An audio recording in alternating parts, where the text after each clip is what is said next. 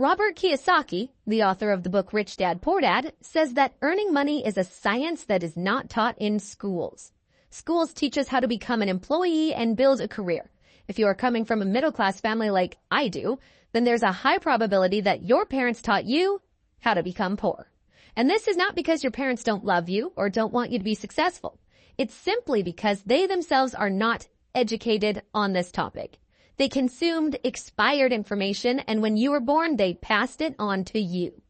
Kiyosaki says, poverty is like genetics. It passes on from one generation to another. Rich Dad, Poor Dad is one of those finance books that I wish I had read when I was 14 or 15 years old. I strongly recommend reading the book or watching this video because I will be doing a detailed summary of all 7 key lessons. Lesson number 1, the rich don't work for money. When he was 9 years old, Robert and his childhood friend Mike weren't invited to a classmate's beach house because they were poor kids. Robert came home and asked his dad how to become rich, and the only response he got was, "You have to learn how to make more money." Even as a kid, Robert understood that this advice wasn't going to help him to become rich. Robert's father, whom Robert calls his poor dad, was a teacher and made a good living, but always struggled financially. Seeing how determined Robert and his friend Mike were to learn about making more money, Robert's dad, the poor dad, advised them to go and talk to Mike's dad, whom Robert called his rich dad. Both Robert and Mike were quite surprised because Rich Dad wasn't rich yet. Plus, he never finished 8th grade but ran multiple successful businesses. Nevertheless, they went to meet Mike's dad. On the day of the meeting, he asked them if they were ready to learn how to make money. They were excited and nodded their heads quickly. He then made them an offer. He said that he would teach them how to make money, but not in a classroom style. He would only teach them if they worked for him. According to him, he would be wasting his time if they just wanted to sit and listen as they did in school. They could learn faster if they worked for him. Robert wanted to ask a question, but he didn't give them a chance. He said if they couldn't make up their mind decisively, then they would never learn to make money. Opportunities come and go, and being able to know when to make quick decisions is an important skill. They knew they had to make a decision. Robert and Mike looked at each other and both agreed to take the offer. Mike's dad was pleased and said he would pay them 10 cents an hour, and they would work 3 hours every Saturday. Even though Robert had a softball game that day, he chose to work and learn instead of playing. He knew this was his opportunity, and he didn't want to waste it. So, Robert and Mike started working for Mrs. Martin, who was an employee of Mike's dad and used to take care of a small supermarket. They were the kind of stores where people bought essentials like milk, bread, butter, and cigarettes. The only problem was that the stores didn't have air conditioning, so they had to keep the doors wide open to the road and parking lot, which meant that dust would swirl and settle inside every time a car drove by. Their job was to take canned goods off the shelves, brush them with the feather duster to get the dust off, and then restack them neatly. It was mind-numbingly boring work. They worked for 3 hours every Saturday and got paid 30 cents, which was not very exciting for them, since one comic book cost 10 cents back then. They did it because they wanted to learn how to make money. But after 3 weeks of doing this, Robert was ready to quit. He felt like a slave, working for just 10 cents an hour, and hadn't even seen Mike's dad since the first meeting. So, at lunchtime on the 4th week, he told Mike that he was quitting. The school was boring enough, and he didn't want to waste his Saturdays doing this job anymore. He was done. To his surprise, Mike started smiling and said that his dad had expected this to happen. He had told Mike to meet with him when Robert was ready to quit. It made Robert mad, but Mike said that his father's way of teaching was different from Robert's parents. He didn't like to lecture and used experience as a way of teaching. Robert agreed to meet with Mike's dad the following Saturday to hear him out. Even his real dad was angry with Mike's dad. Robert's poor dad had advised him to demand a raise of at least 25 cents an hour and to quit if he didn't get it. When Robert arrived at Mike's house, he was made to wait in line for 45 minutes before Mike's dad finally appeared.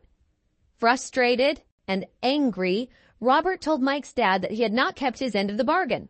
He had promised to teach him if he worked for him, but he had not fulfilled his promise. Robert accused him of being greedy and not respecting his employees. He asked Robert if teaching meant talking or giving a lecture, and Robert replied with a nod. Rich Dad told him that life is the best teacher of all and that most of the time, life does not talk to you. He explained that life often pushes us around to teach us something. Some people let life push them around while others fight back against the wrong things, such as their job, boss, or spouse. But only a few people welcome life's push as an opportunity to learn and grow. Rich Dad said that he had over 150 employees, but none of them had ever asked him to teach them about money. They only sought jobs and paychecks, never really grasping the purpose of their work. However, when Mike told him that both of them wanted to learn how to make money, Rich Dad decided to create a program that mirrored real-life experiences. He paid them a mere 10 cents an hour, which initially made them angry. But he explained that he wanted them to experience life's push so that they could understand what he was trying to teach.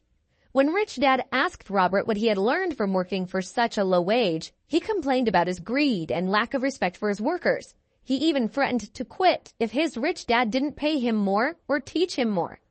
Rich Dad explained that most people would do exactly what he was suggesting: quit and look for a higher paying job. However, this usually wouldn't solve their problems.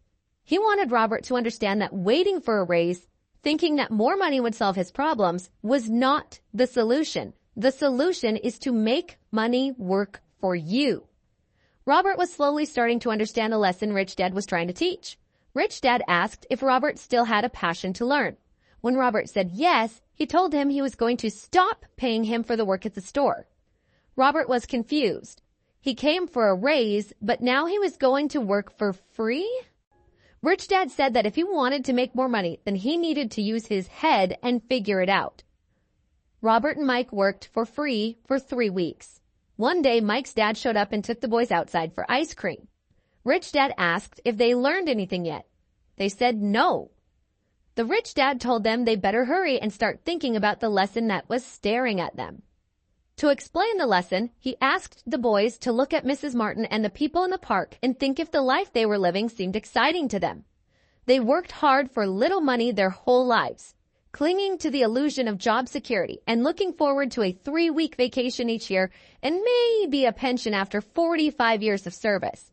Rich Dad said if this kind of life excited them, he would be willing to offer them a raise of 25 cents an hour. Their heartbeats raised, and they knew it would mean so much to them, but still, they said no. Seeing their resistance, Rich Dad raised his offer to $1 an hour, then $2. Each time he raised his offer, Robert's heart started exploding, and his brain was pushing him to take the offer. He knew $2 an hour would have made him the richest kid in the world. He couldn't imagine earning that kind of money. He wanted to say yes. He could picture a new bicycle, a new baseball glove, and the adoration of his friends when he flashed some cash. But somehow his mouth stayed shut. Rich Dad was looking at 2 boys staring back at him, eyes wide open and brains empty. He was testing them, and he knew there was a part of their emotions that wanted to take the deal. He understood that every person has a weak and needy part of their soul that can be bought. And he knew that every individual also had a part of their soul that was resilient and could never be bought. It was only a question of which one was stronger. So he made a final offer of $5 an hour. Suddenly, the boys' expressions changed, and their empty looks changed into calmness. It felt their temptation disappear in the second. They felt the part of their soul that was weak and needy was silenced and taken over by the part that had no price. The Rich Dad said it was good they didn't have a price. Most people did because their lives were controlled by fear and greed. Fear of being without money makes them work hard and earn a paycheck. But once they have that money, greed gets them thinking about all the things they could buy, which makes them need more money, which makes them spend more and work more. It's what the Rich Dad called the rat race. Mike asked if there was another way, and Rich Dad said there was, but not many people knew about it. Mike wanted to know what it was, and Rich Dad said they would learn it while working with him for no pay. Mike asked for a hint, and Rich Dad replied that the first step is to tell the truth. When asked what truth, he replied that it was about how they feel, and they must confess it to themselves, not others. Rich Dad expressed doubt that the people working for him were capable of confessing their truth. Instead, they feel the fear of not having money and respond emotionally rather than logically. They do not confront their fear, and their emotions control their brains. They work to earn money, hoping it will relieve their fear. But it never does. Money governs their emotions and souls, and they refuse to acknowledge this truth. Rich Dad urged them to avoid this trap, stating that being rich does not solve the problem. When asked why, he introduced the other key emotion: desire. It's common for people to desire things that are better, prettier, or more exciting. They often work for money because they think it will make them happy. But the happiness from money is short-lived. Many rich people are actually driven by fear, thinking that money will make them feel secure. However, they end up fearing losing it all, which makes them more anxious than when they were poor. Emotions often control our thinking, and fear can lead us to make decisions that don't solve the real problem. For example, when someone is afraid of not having enough money, they might think getting a job is the only solution. But in reality, a job is only a temporary fix for a long-term problem. It's important to learn how to think for ourselves and not let our emotions control us. Rich Dad said that he saw hope when both of the boys agreed to work for free. And they also took the first step when they resisted their emotions when Rich Dad tempted them with more money. They were learning to think in spite of being emotionally charged. He told them to keep working, and the sooner they forget about needing a paycheck, the easier their adult life would be. He encouraged them to keep using their brain, work for free, and soon their mind would show them ways of making money far beyond what he could ever pay them. They would be able to see things that others couldn't. The moment they saw one opportunity, they would see them for the rest of their lives. The boys did as Rich Dad advised, and pretty soon they saw an opportunity in creating a library where kids could pay an admission fee and read as many comic books as they wanted. They hired Mike's younger sister to be the head librarian. She charged each child 10 cents for admission to the library. It was a bargain for the kids since a comic book cost 10 cents each, and they could read 5 or 6 in 2 hours. Mike and Robert averaged $9.50 per week over a 3-month period. They paid his sister $1 a week and allowed her to read the comics for free. They had to close the library after 3 months because of a fight that took place there, but they had already learned how to make money work for them even when they weren't physically present. They had learned the first lesson, which was, the rich don't work for money. They were ready to learn more, and Mike's dad was ready to teach them. Lesson 2. Why teach financial literacy? When people ask Robert where he started getting rich, he gives them the same answer his rich dad gave him. If you want to be rich, you need to be financially literate. For example, accounting is a subject that is boring, confusing, but absolutely crucial to financial success. To make it easy, Rich Dad used pictures and simple language to teach it to the two boys. One of the first things Rich Dad explained to Robert and Mike was the difference between an asset and a liability. He said that if you want to be rich, the only thing you need to do is buy assets. Boys. One of the first things Rich Dad explained to Robert and Mike was the difference between an asset and a liability. He said that if you want to be rich, the only thing you need to do is buy assets. That's all you need to know to get rich. But despite it being so simple, it's something that many people don't understand. When Rich Dad first explained it to Robert and Mike, they thought he was joking because the concept was so simple. How could adults not understand this? Shouldn't everyone be rich? The problem is that most people have been educated differently by bankers, financial planners, and others. So they must unlearn what they think they know. And because of that, they buy liabilities thinking that they are assets. Robert uses simple definitions for assets and liabilities. An asset is something that puts money in your pocket, and a liability is something that takes money out of your pocket. This is the cash flow pattern of an asset. The top part of the diagram is an income statement, often called a profit and loss statement. It measures income and expenses, money in and money out. The lower part of the diagram is a balance sheet. It's called that because it's supposed to balance assets against liabilities. Assets add to your income, they put money in your pocket.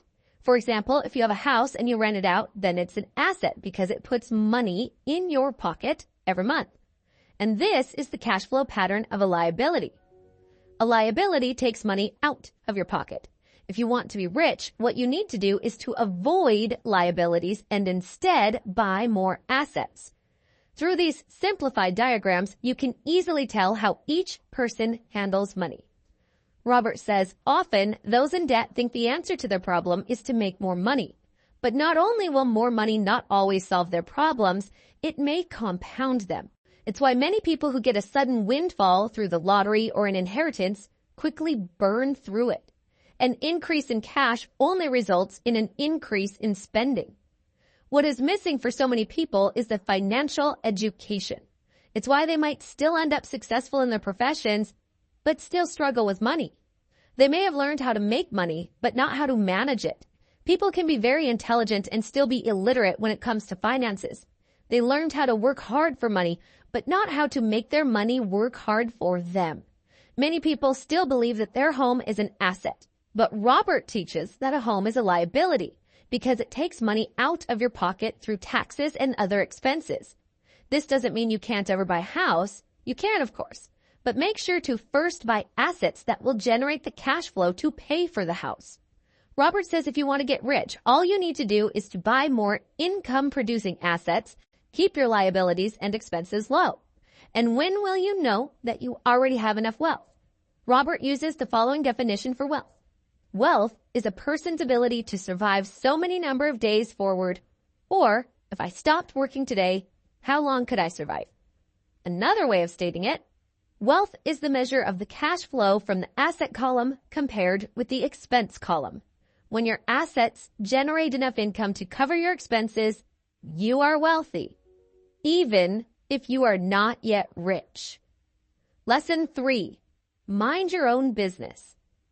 A friend of Robert heard Ray Kroc, the founder of McDonald's, speak at the University of Texas in 1974. Afterward, Ray agreed to join the students at their favorite hangout for a few beers. He asked the students what business he was in. At first, they laughed, and then they answered that he was in the business of selling hamburgers, of course. But Ray told them he was not in the hamburger business, but in the real estate business. He knew that the land and location of each franchise were the most significant factors in its success.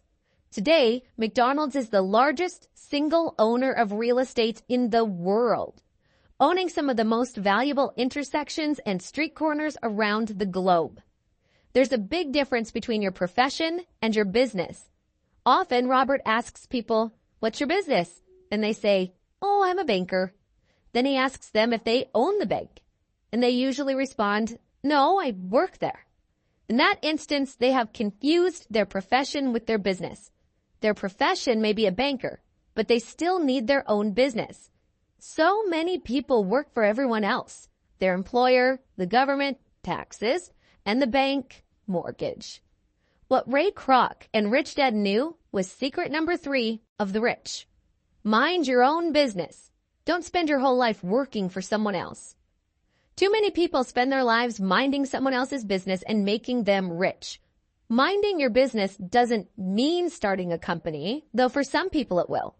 Instead, your business revolves around your asset column, not your income column. Keep your daytime job, but start buying real assets, not liabilities that lose value as soon as you walk out of the store. Keep expenses low, reduce liabilities, and diligently build a base of solid assets. Parents need to teach young people this before they leave home so that they understand what a true asset is and won't find themselves trapped in a lifestyle of debt. Robert says real assets fall into the following categories. Businesses that do not require his presence. He owns them, but they are managed or run by other people. If he has to work there, it's not a business, it becomes his job. Number 2, stocks. Number 3, bonds. Number 4, income-generating real estate. 5, royalties from intellectual property, such as music and patents. 6, anything else that has value, produces income or appreciates, and has a ready market. Acquire assets that you love.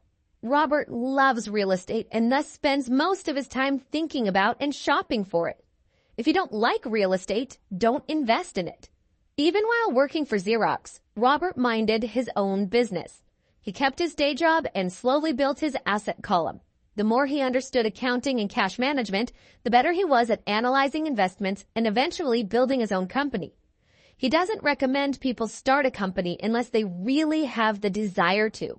Otherwise, he advises them to keep their day job and mind their business, building and keeping their asset column strong. As cash flow grows, you can indulge in luxuries, but only if the cash flow supports them. Build the asset column and let the income generated by those assets pay for the luxuries. When assets generate enough income to cover luxuries, that's when you can buy them. Lesson 4. The history of taxes and the power of corporations. Many people see Robin Hood as a hero, taking from the rich and giving to the poor. Rich Dad did not share that opinion. He called Robin Hood a crook. Though the popular sentiment is that the rich should pay more in taxes and give to the poor, in reality, it's the middle class that is heavily taxed, especially the educated upper income middle class. To understand how this happens, Robert gives a brief history of taxes. In England and America, originally there were no taxes, only occasional temporary levies to pay for such things as wars. In 1874, England made income tax a permanent levy on its citizens. And in 1913, America made an income tax permanent. These countries were able to get taxes accepted by the majority because they were first levied only against the rich. However, although income tax was designed to punish the rich, it wound up punishing those who had voted for it, the poor and middle class. Rich Dad explained that he and Poor Dad were opposite. Poor Dad, as a government employee, was rewarded if he spent money and hired people, making his organization larger. But for Rich Dad, the fewer people he hired and the less money he spent, the more he was respected by his investors. Poor Dad sincerely believed the government should help people. For Robert, it was a challenge to work for one of the biggest capitalists in town and go home to a prominent government leader. It wasn't easy to know which dad to believe. But over time, as Robert studied the history of taxes, he saw an interesting perspective. As the government's appetite for money grew, taxes soon needed to be levied on the middle class, and from there it kept trickling down. But the rich saw an opportunity because they don't play by the same set of rules. Corporations, which became popular in the days of sailing ships, offered a way around taxes. Understanding the legal corporate structure gave the rich a steep advantage and allowed them to outsmart the intellectuals. A corporation is simply a legal document that creates a legal entity. It's not really a thing, not a factory or a group of people, but it offers a lower income tax rate than individuals have. This is why most wealthy people on the planet don't pay taxes or pay very little percentage of their income as taxes. Attempts to punish the rich rarely work because the rich find ways to minimize their tax burden. Lesson number 5. The rich invest money. Our mind is the most important asset. If you train it right, millions can be made from a simple idea or an agreement. If you increase your financial intelligence, you will start seeing things that others don't. In other words, you'll start inventing money. For example, in the early 1990s, the economy in Arizona, USA was terrible. When most people were scared and warned about the economic crash, Robert and his wife Kim made a lot of money.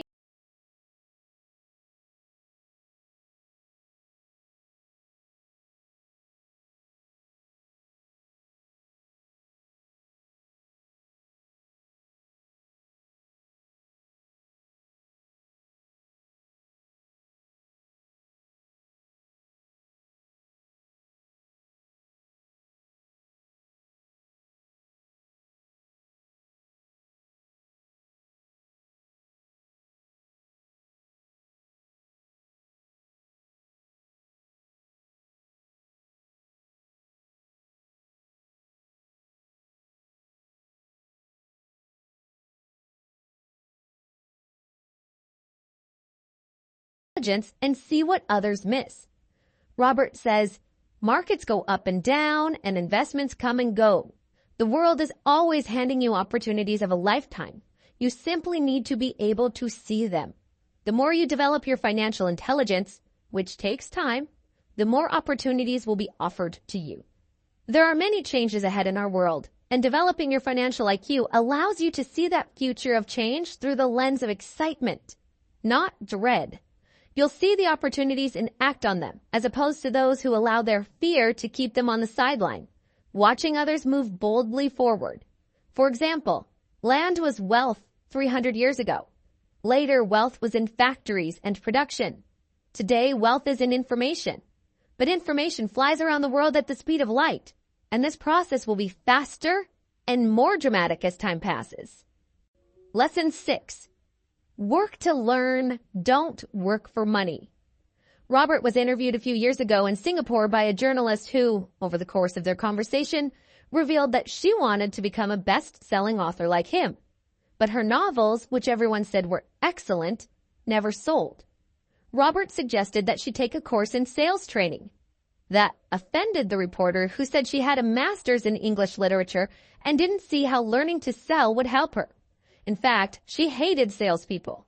When Robert pointed out that he was a best-selling author, not a best-writing author, she replied that she would never step so low and learn to sell, and left the interview. There are talented people all around us who struggle financially, just like that reporter. In the words of one business consultant, they are one skill away from greatness. When it comes to money, the only skill most people know is to work hard. If that reporter took some courses in sales, then got a job at an advertising agency, she would learn a lot about sales, and then she could use that knowledge to sell more novels. When Robert came out with his first book, If You Want to Be Rich and Happy, Don't Go to School, a publisher suggested he change the title to The Economics of Education. But Robert knew that such a title wouldn't sell. Even though he is pro-education, he chose a title that was controversial because he knew it would get him on more TV and radio shows. And it worked. Rich Dad encouraged Robert to learn a little about a lot. That's why Robert and his friend Mike had worked so many jobs growing up, to gain a variety of experiences. Most people work hard to get a secure job, focusing on pay and benefits in the short term. What they should do is seek work that will teach them the skills they'll need. Robert recommends a long-term view. Instead of simply working for money and security, take a second job to learn a second skill. Many will resist this because they aren't ready for change. But it's like going to the gym. You might have to talk yourself into starting, but you'll be so glad you did when the workout is over. Poor Dad wanted Robert to become specialized, even though that didn't work out well in his own life. He never understood that the more specialized you become, the more you are trapped and dependent on that specialty. Rich Dad, on the other hand, encouraged Mike and Robert to groom themselves and learn about a lot of different areas of business. According to Robert, the main skills needed for success are 1. Management of cash flow, 2. Management of systems, and 3. Management of people. And the most important specialized skills are sales and marketing. These are skills Robert works on constantly, attending courses or buying educational resources to expand his knowledge. Lesson 7. Overcoming obstacles. The 4 main reasons financially literate people may still not develop abundant cash flow are 1. Fear, 2. Cynicism, 3. Laziness, and 4. Bad habits. Let's look at each of them. Overcoming fear. No one likes to lose money. The only people who have never lost money investing are those who haven't done it. Everyone has the fear of losing money. The difference is how you handle fear and losing. The primary difference between a rich person and a poor person is how they manage that fear. Robert says, I have never met a rich person who hasn't lost money, but they don't let the fear of that take them out of the game. Most people play not to lose when they need to be playing to win. And that's why so many people struggle financially. They might have a safe, sensible, and balanced portfolio, but it's not a winning portfolio. They're playing not to lose. For example, a balanced portfolio isn't a bad thing, but it's not going to help you win big. It's not how successful investors play the game. You must be a little unbalanced in the beginning and put your eggs in a few baskets and focus on them. Overcoming cynicism. Whether it's our own self-doubt or the doubts of other people in our lives, often we allow that doubt to keep us from acting. We play it safe and opportunities pass us by. Robert shares the example of a friend who was about to buy an investment property for a great price but backed out at the last minute when a neighbor, who wasn't an investor, told him it was a bad deal. Had he stayed in it, he would have doubled his investment and started to get out of the rat race. Doubts and cynicism keep most people poor. Rich Dad liked to say, cynics criticize and winners analyze. Winners keep their eyes open and see opportunities everyone else missed. For example, real estate is a powerful investment tool for anyone seeking financial independence. Yet every time Robert mentions real estate as a vehicle, he often hears, I don't want to fix toilets, or I don't want to deal with problematic tenants.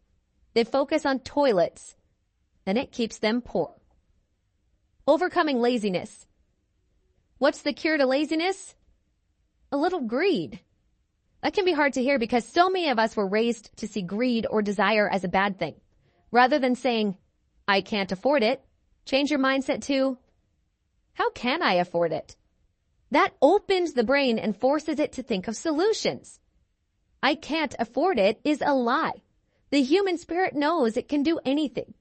By saying you can't do something, you're creating a conflict between your spirit and your lazy mind. How can I afford it creates a stronger mind and a dynamic spirit. Without that little greed, the desire to have something better wouldn't be possible. Our world progresses because we all desire a better life. New inventions are made because we desire something better. We go to school and study hard because we want something better. Too much greed is bad, but a little can motivate you. Overcoming bad habits. To be successful, you must develop successful habits. Poor Dad always paid everyone else first and himself last, but he rarely had any left over. This was his habit. On the contrary, Rich Dad always paid himself first, even if he was short of money. He knew that creditors and the government would complain if he didn't pay them. This motivated Rich Dad to seek other forms of income to pay them. If he paid himself last, he wouldn't feel that kind of productive pressure. Forcing himself to think about how to come up with the extra income to pay the creditors made him stronger. This is it for this video. I've summarized several other books from Robert Kiyosaki. If you are interested, then check out the playlist you see on your screen. Thanks for watching.